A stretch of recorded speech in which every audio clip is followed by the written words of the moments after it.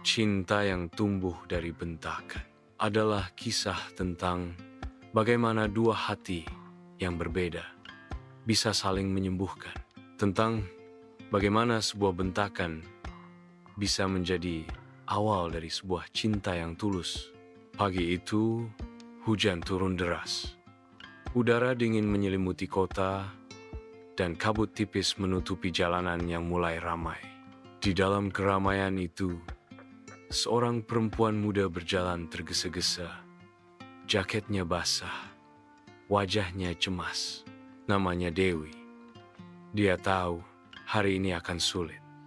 Ibunya baru saja pulang dari rumah sakit semalam, dan sekarang dia harus kembali bekerja seperti biasa, seolah tak terjadi apa-apa.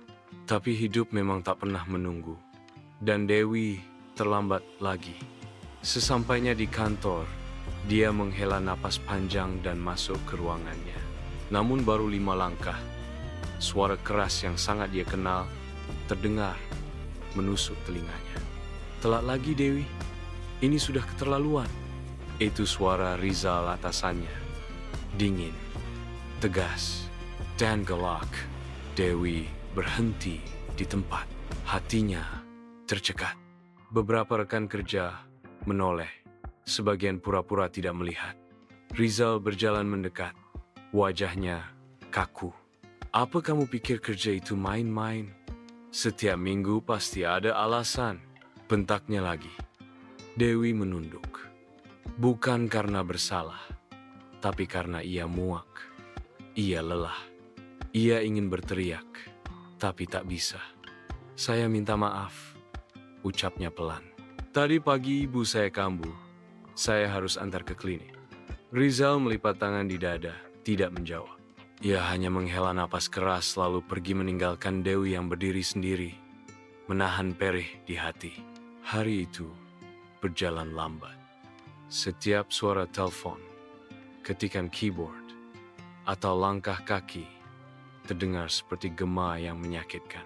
Dewi duduk di mejanya, berusaha fokus, tapi matanya berkaca-kaca. Sore harinya, saat hujan kembali turun, Dewi pergi ke taman belakang kantor. Ia butuh udara, butuh tenang. Duduk di bangku kayu tua, ia memejamkan mata. Tiba-tiba, ada suara langkah kaki.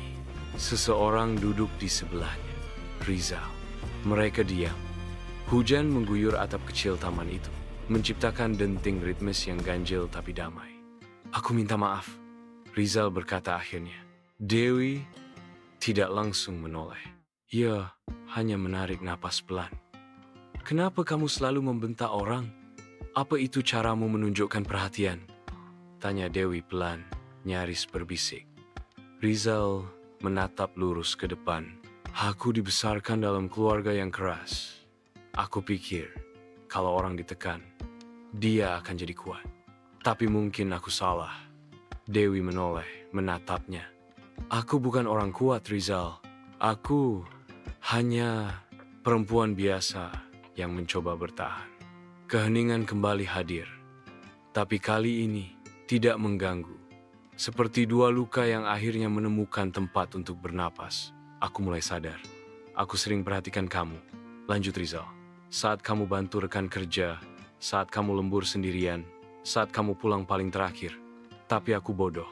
Aku tidak tahu caranya menyampaikan kekaguman selain dengan cara yang salah. Dewi tertawa kecil. Getir. Kalau begitu, kamu harus belajar sebelum semua orang pergi meninggalkan. Rizal tersenyum tipis. Untuk pertama kalinya, Dewi melihat kelembutan di balik wajah kaku itu. Sejak hari itu, sesuatu berubah. Rizal tidak lagi membentak, dia mulai menyapa.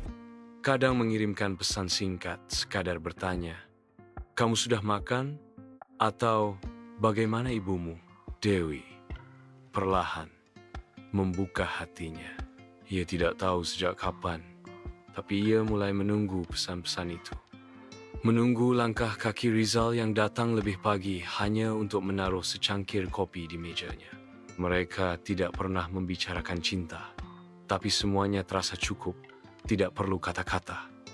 Sampai suatu hari, saat senja menutup langit, Rizal berdiri di depan Dewi, lalu berkata, "Kalau aku minta kamu untuk tetap di sampingku, meski aku masih belajar menjadi lembut, kamu bersedia?"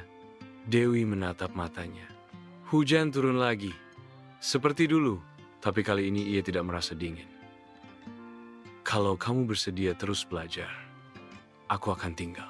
Dan di bawah langit yang sama, di tempat yang pernah menyimpan luka, cinta itu tumbuh. Bukan dari senyum pertama, bukan dari rayuan, tapi dari bentakan yang membuka pintu pengertian dan hati yang baru. Cinta tidak selalu datang dengan indah. Kadang, ia datang dalam bentuk amarah, dalam luka, bahkan dalam bentakan. Tapi saat dua hati mau saling memahami, luka bisa berubah jadi pelukan, dan bentakan bisa berubah jadi bisikan cinta. Kadang, cara cinta menyapa memang tak selalu indah, tapi selalu penuh makna. Jangan lupa like, komen, dan subscribe untuk kisah cinta lainnya. Sampai jumpa di cerita berikutnya.